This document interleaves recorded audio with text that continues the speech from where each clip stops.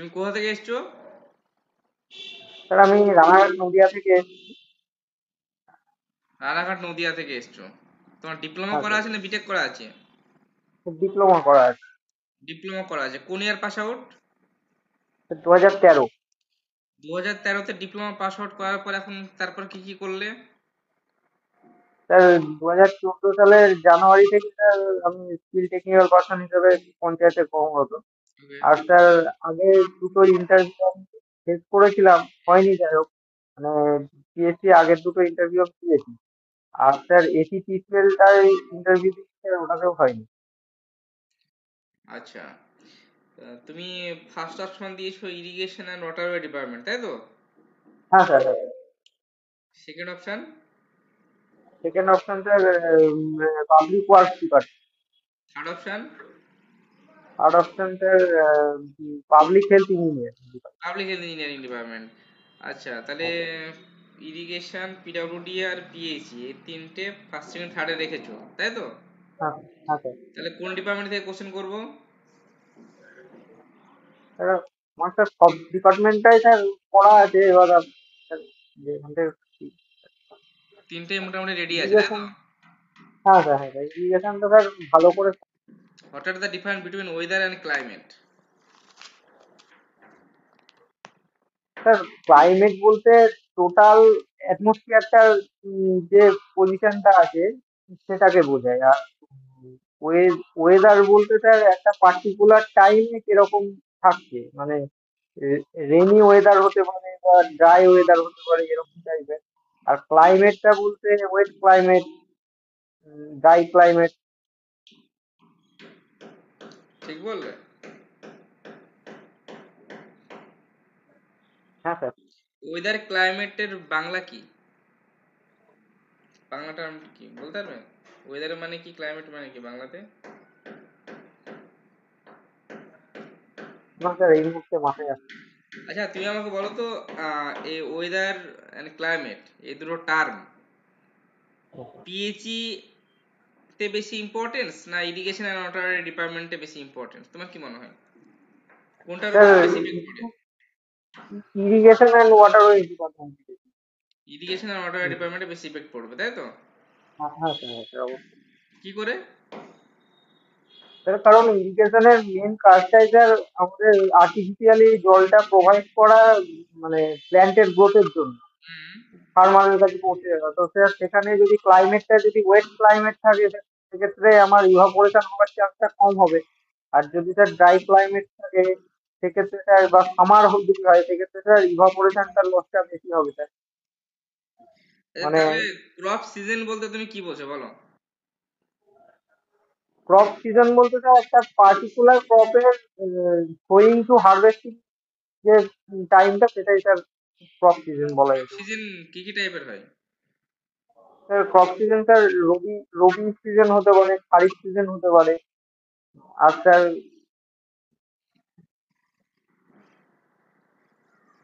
Sir এই দুটোই এখন মনে পড়ছে।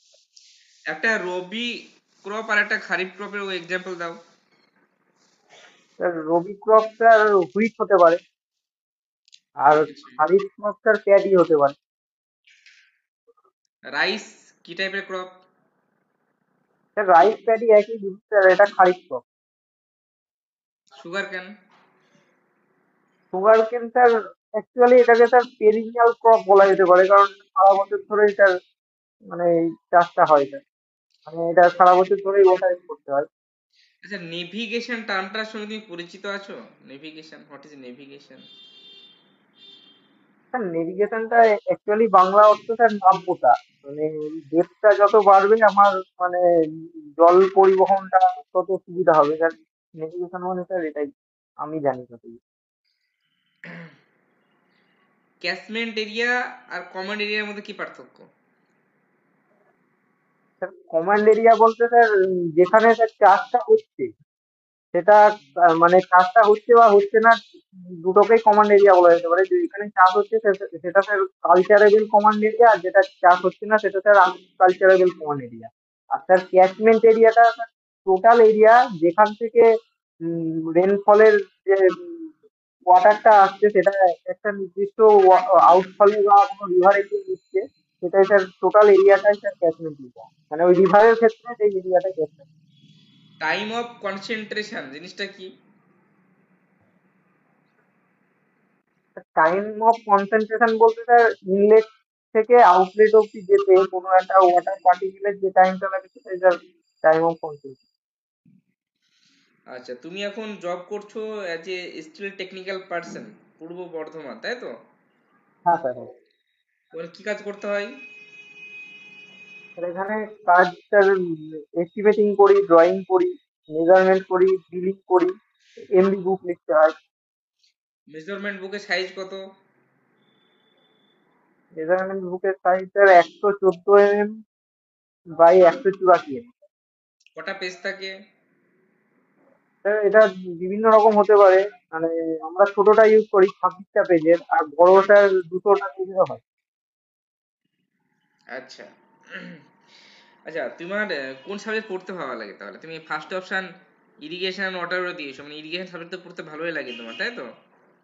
হ্যাঁ স্যার, ইরিগেশন ওয়াটার স্যার ভালোই। বেশি ভালো লাগে। আচ্ছা, তাহলে তুমি আমাকে বলো তো, ক্যানেল ডিজাইনের প্যারামিটার গুলো কি কি? প্যানেল ডিজাইন করতে গেলে স্যার আমাকে যেটা, মানে স্যার আপনি বলছেন সাইজটা চয়েস কোথা থেকে করবো সেটা বলছেন? আমি বলতে চাইছি যে ক্যানেল তুমি ডিজাইন করবে, তার মেন আচ্ছা প্যারামিটার গুলো কি কি? স্যার, চ্যানেলের প্রথমে স্যার তার ক্রস সেকশনটা দেখতে হবে, টোটাল কত ডিসচার্জ হবে সেখান দিয়ে সেটা দেখতে হবে স্যার। তাহলে মেনলি কি একবার কি বের বেশি বের স্যার। করবে তুমি? হ্যাঁ স্যার। মেনলি তোমাকে কি বের করতে হচ্ছে? প্যারামিটার বলতে তুমি কি বোঝো বলো? স্যার ক্যানালের স্যার কতটা ডিসচার্জ হবে স্যার, সেটাই স্যার মেনলি। এরপর কতটা ভেলোসিটি থাকবে ওয়াটারে, সেটাও একটা ফ্যাক্টর স্যার অবশ্যই। এবার তার মধ্যে sir silt factor, field grade এসবের ব্যাপার রয়েছে অ্যাজ পার বেসিক। তুমি ডিজাইনের কথা বলতে চাইছো, তাই তো? হ্যাঁ হ্যাঁ স্যার। তো ডিজাইন করার জন্য অনেক বড় বড় ইঞ্জিনিয়ার আছে তোমার। তুমি ডিপ্লোমা ইঞ্জিনিয়ার, তুমি বলো যে প্যারামিটার গুলো শুধু বলো। ডিজাইন করার জন্য তো আলাদা লোক আছে, অ্যাস্টেইনার আছে, এক্সিমিনার আছে, ঠিক আছে? স্যার ক্যানাল ডিজাইন করার জন্য স্যার প্যারামিটার বলতে স্যার এটা অবশ্যই রিপ লাইন দিয়ে যেতে হবে।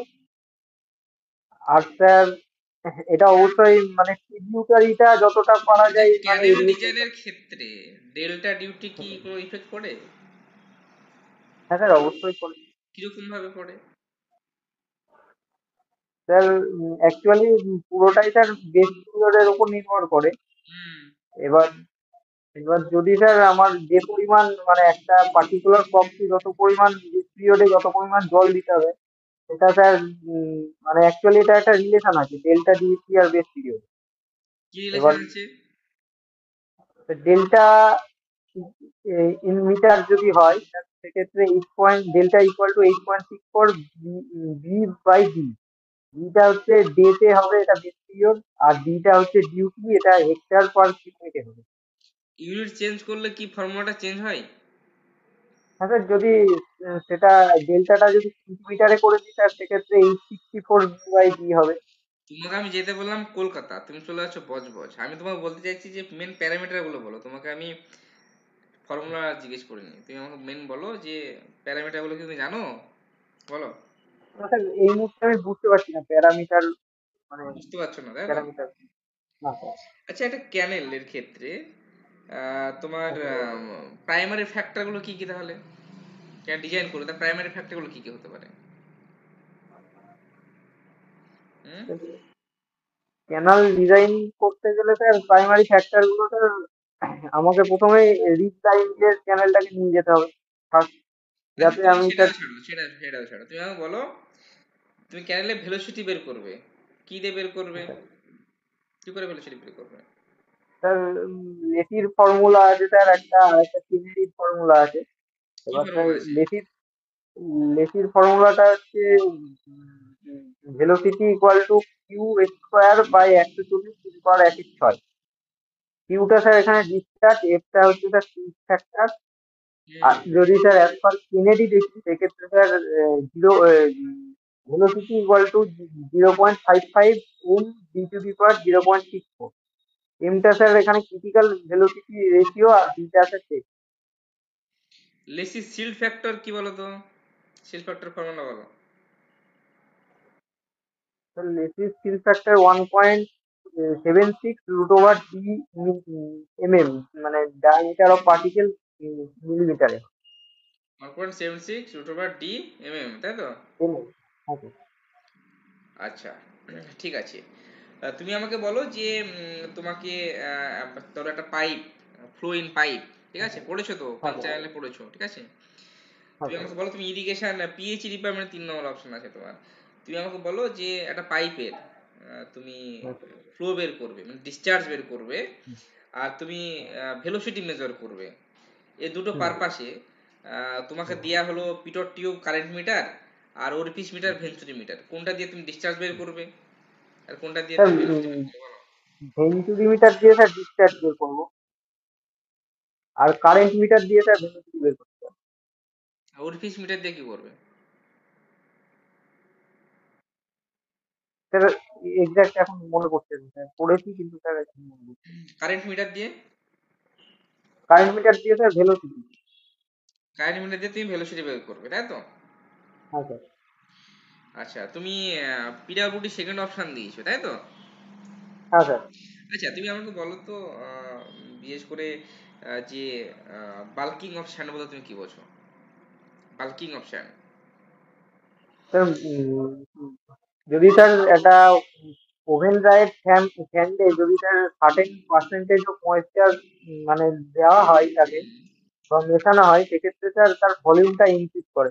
স্যার এখানে স্যার একটা ক্যাপিলারি টেনশন কাজ করে, আর একটা স্যার অ্যাপারেন্ট কোহেশন কাজ করে। এর জন্য স্যার এটা প্রত্যেকটা পার্টিকেলের সাইডে স্যার একটা মানে লেয়ার তৈরি হয়, ওয়াটার লেয়ার তৈরি হয়, যেটা স্যার টোটাল মানে একটা ওয়াটারের স্যার একটা লাইন তৈরি করে actually। মানে এয়ার ভয়েড যেটা আছে সেটা স্যার ফুল করে দেয় স্যার ওয়াটার ভয়েড, তারপরে ইউজ করে স্যার এটা 4 থেকে 5% ময়েশ্চার কন্টেন্টের ম্যাক্সিমাম হয়, আপ টু 30-40%। এবার স্যার তারপরে যদি আবার ফার্দার ইনক্রিজ করা হয় ওয়াটারটা, সেক্ষেত্রে স্যার এটা মানে নর্মাল পজিশনে চলে আসে। আচ্ছা, তুমি আমাকে বলো যে difference between weight batching and volume batching, এই দুটো টার্মের সঙ্গে পরিচিত আছো? হ্যাঁ স্যার। ওয়েট ব্যাচিং জিনিসটা কি আর ভলিউম ব্যাচিং স্যার জিনিসটা কি? ওয়েট বেসিনটা স্যার প্রত্যেকটা মানে ingredient actually cement, fine aggregate, course aggregate বা ওয়াটার সবকটাই স্যার একটা ওয়েট মানে নিত্য মানে ওয়েট হিসেবে স্যার আমরা এগুলোকে মেশাবো। আর স্যার ভলিউম বেসিং এর ক্ষেত্রে স্যার প্রত্যেকটা ইনগ্রেডিয়েন্ট আমরা ভলিউম হিসেবে মেশাবো। স্যার এক্ষেত্রে আমার ভলিউম বেসিং এর ক্ষেত্রে স্যার আমাকে বাল্কিং অফ ক্যানটা কনসিডার করতে হবে। আচ্ছা, তুই ওয়েট ধরো বেসিং এর ক্ষেত্রে। তুমি দেখলে যেখানে বাল্কিং অফ স্যান্ড আছে কোনো একটা হুম। জায়গায়, সেখানে কি তুমি ওয়েট ব্যাচিং করতে পারবে? না স্যার, বাল্কিং অফ ক্যান থাকলে স্যার ওয়েট বেসিং করে। বাল্কিং এন্ড স্যান্ড থাকলে তুমি ওয়েট ব্যাচিং করতে পারবে না, তাই তো? না স্যার, বাল্কিং অফ স্যান্ডটা স্যার সব ক্ষেত্রেই হবে, কিন্তু ওয়েট বেসিং এ আমরা এটা কনসিডার করি না। আচ্ছা, তুমি আমাকে বলো যে তুমি সাইটে ধরো গেলে, তো গিয়ে প্রথমে অ্যাজ এ জুনিয়র ইঞ্জিনিয়ার তুমি কি চেক করবে? মেটেরিয়ালসে কি টেস্ট করবে তুমি?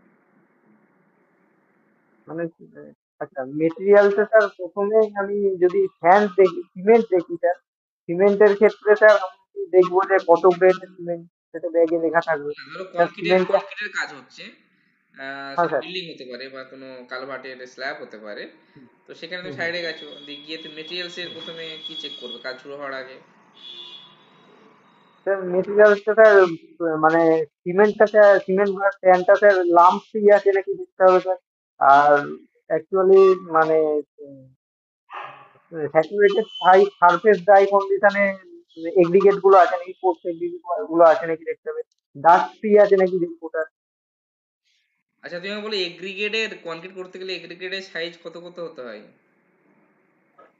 Sir concrete up to sir 40 এর মধ্যে স্যার জানা আছে আমার। এবার 40 টা স্যার অ্যাকচুয়ালি লার্জ স্ট্রাকচারের ক্ষেত্রে, ড্যামের ক্ষেত্রে ব্যবহার করা হয়। আর স্যার 20 এর মধ্যে আমরা স্যার ব্যবহার করি রোডের কাজের ক্ষেত্রে শুধু ব্যবহার কি করি। 20 ইউজ হয় না 10 ইউজ হতে পারে? হ্যাঁ স্যার, আপ টু 20 বললাম। আপ টু 20 ক্রিকেটের ব্যবহার ক্ষেত্রে কি তুমি আপ টু 20 বলছো? মানে অন্যান্য সাইজে ক্রিকেট গুলো কি ইউজ করা যেতে পারে?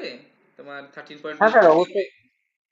না স্যার, 30 স্যার আমার জানা নেই। 13.2 বা 11.2, 5.6 এগুলো ইউজ করতে পারবে হ্যাঁ মোটামুটি? 11 পয়েন্ট। হ্যাঁ স্যার, হ্যাঁ স্যার। পারবে? হ্যাঁ স্যার, হাফ ইঞ্চি, 3/4, 5/8 ইউজ করা যেতে পারে। 3/4 মানে কত থেকে কত বলছো? কত থেকে কত তুমি বলছো বলো? আর স্যার 5/8 থ্রি বলতে ফোর কত কোন বলতে ক্রিকেট স্যার বলছো? 12 থেকে স্যার 15 এর মধ্যে 3/4টা। 12 থেকে আর 15 হাফ mm? ইঞ্চি স্যার। তাহলে 5/8 হ্যাঁ কোনটা? স্যার। 5/8 কোনটাকে বলে? সরি সরি, আমার স্যার একটু ভুল হলো স্যার। 3/4টা স্যার 20 এমএম স্যার। 20 আমার mm? mistake ছিল। হুম? হ্যাঁ স্যার। হ্যাঁ স্যার।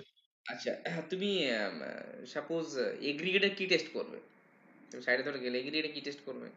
স্যার এগ্রিগেটেড টেস্ট বলতে স্যার অ্যাব্রাশন ভ্যালু টেস্ট করতে পারি, স্যার ক্রাশিং টেস্ট করতে পারি স্যার। অ্যাব্রাশন, ক্রাশিং, আর স্যার ইম্প্যাক্ট টেস্ট করতে পারি স্যার। এগ্রিগেট ইমপ্যাক্ট টেস্ট, এআইভি, তাই তো? হ্যাঁ স্যার, এই আর কি। তার কি শিপ করার কোনো দরকার পড়বে? শিপ করে কি তুমি দেখবে পাথরের সাইজগুলো? হুম? স্যার স্যার সিভিং তো করতে হবে, না হলে স্যার বুঝতে পারবো না যে এটা কি এগ্রিগেট বা কত সাইজ, সেটা স্যার অবশ্যই জানতে হবে আমাকে। হুম। আচ্ছা, তুমি আমাকে বলো যে যে এগ্রিগেটটা তুমি ইউজ করবে সাইডে, তার সোর্স কোথায় বলতে পারবে? ওয়েস্ট বেঙ্গলের সোর্স তুমি কোথা থেকে পাই এগ্রিগেট? স্যার আমি আমার সাইটে স্যার এখানে স্যার পাঁচামি থেকে আসে, রামপুরহাটের পাঁচামি থেকে স্যার স্পোর্টস এগ্রিগেটটা। আর ফাইন এগ্রিগেটটা স্যার এই অজয়ের অজয়ের ঘাট থেকে আসে। আচ্ছা, পাকুড় ভ্যারাইটি স্টোন কি নাম শুনেছো? বা নর্থ বেঙ্গল ভ্যারাইটি স্টোন? হ্যাঁ স্যার, পাকুড় ভ্যারাইটি স্যার শুনেছি স্যার। আচ্ছা, পাকুড় ভ্যারাইটি স্যার মেনলি আমাদের মোরামটা স্যার পাকুড় ভ্যারাইটি আছে স্যার। মোরামটা পাকুড় ভ্যারাইটি থাকে, তাই তো? হ্যাঁ স্যার। হ্যাঁ আচ্ছা, তুমি আমাকে বলো যে সাপোজ মানে তুমি সয়েলের ক্ষেত্রে একটা সাইডে তুমি কাজ করছো, সয়েলের কম্প্যাকশন আসেনি, হ্যাঁ সেক্ষেত্রে স্যার। তুমি কি করবে? এটা রোডস এর কাজ সয়েলের করছো, স্যার। রোডস এর কাজ হ্যাঁ করবে, স্যার। তো দেখছো হ্যাঁ। সয়েলের কম্প্যাকশন আসেনি, তারপরে এটা তুমি করতে পারবে? সাবগ্রেড ধরো টেস্ট করছো, সয়েল হুম। কম্প্যাকশন ফুলি কম্প্যাকশন হয়নি, তো সয়েল কম্প্যাকশন কি করে বের করবে? কোন মেথডে বের করবে বলো?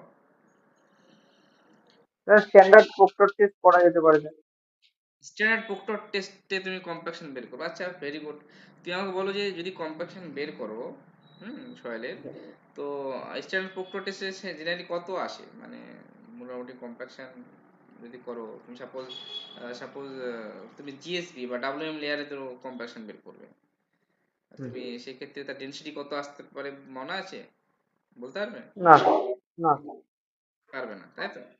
না আচ্ছা, স্যার। তুমি না ধরো সাপোজ আমরা স্যান্ড রিপ্লেসমেন্ট মেথড কেন করি? স্যান্ড রিপ্লেসমেন্ট মেথড সাইটে কেন ইউজ করি? ওটাতে কি ডেনসিটি পাই আমরা? স্যার, হ্যান্ড রিপ্লেসমেন্ট বলতে আমরা ডেন্সিটি কম পাবো স্যার, ইউনিট ওয়েটটাও পাবো স্যার। আচ্ছা, তুমি ধরো স্যান্ড রিপ্লেসমেন্ট মেথড কি কোনো সময় করেছো বা পড়েছো বইয়ে? না স্যার। না, হ্যাঁ স্যার পড়েছি, মানে আমাদের সাইটে স্যার হয় না। সাইটে হয়নি, তাহলে তুমি বলতে পারবে না, তাই তো? ধরো হ্যাঁ স্যার। প্রক্টর টেস্ট করে তুমি একটা মডিফাইড প্রক্টর টেস্ট করলে বা তোমার লাইট হুম। কম্প্রেশন টেস্ট করলে, তুমি একটা হুম। ডেনসিটি ফিক্সড করলে, রাইট? হুম। তারপরে তুমি হ্যাঁ স্যার। সাইডে গিয়ে তুমি স্যান্ড রিপ্লেসমেন্ট করে তার ময়েশ্চার মিটার দিয়ে ময়েশ্চারটা বের করলে, ঠিক আছে? বা চারটে বল হ্যাঁ স্যার। থাকে ময়েশ্চার বের করার জন্য, চারটে বল থাকে, তো হ্যাঁ ময়েশ্চারটা স্যার। বের করলে, তাহলে তুমি কি পাচ্ছ? তুমি যদি ফিল্ড ডেনসিটি তুমি বের করো, সেক্ষেত্রে আর প্রথমে ল্যাব। স্যান্ডের ক্যালিব্রেশন করতে হয়, হ্যাঁ ক্যালিব্রেশন স্যার। হ্যাঁ স্যান্ড করে তোমার দেখে নিতে হয় 1.3 বা 1.3 অনেক কিছু একটা ভ্যালু আসবে, ঠিক আছে? স্যার, এটা স্যার কম্প্যাকশন ফ্যাক্টর হচ্ছে স্যার। এক্ষেত্রে স্যার এটা আবার যেই পরিমাণ লেয়ারের থিকনেসটা আমি না চাইছি, না না না, ওই তুমি আমাকে বলো কম্প্যাকশন। ড্রাই ডেনসিটির ফর্মুলাটা বলো। তুমি অত জটিলে যেতে হবে? ড্রাই ডেনসিটি মানে তুমি কি জানো? Gamma D equal to gamma T by 1 plus W. হ্যাঁ স্যার, আরেকটা আছে জি গামা ডাব্লিউ বাই 1+। একদমই তাই। তুমি বাল্ক ইউনিট ওয়েট যদি বের করতে পারো আর ময়েশ্চার কন্টেন্ট জানো, তুমি অটোমেটিক ড্রাই ডেনসিটি পেয়ে যাবে। তো আগেরটার সঙ্গে এটা কম্পেয়ার করলে তো তুমি পেয়ে যাবে ল্যাবরেটরি আর ফিল্ড, তাই না?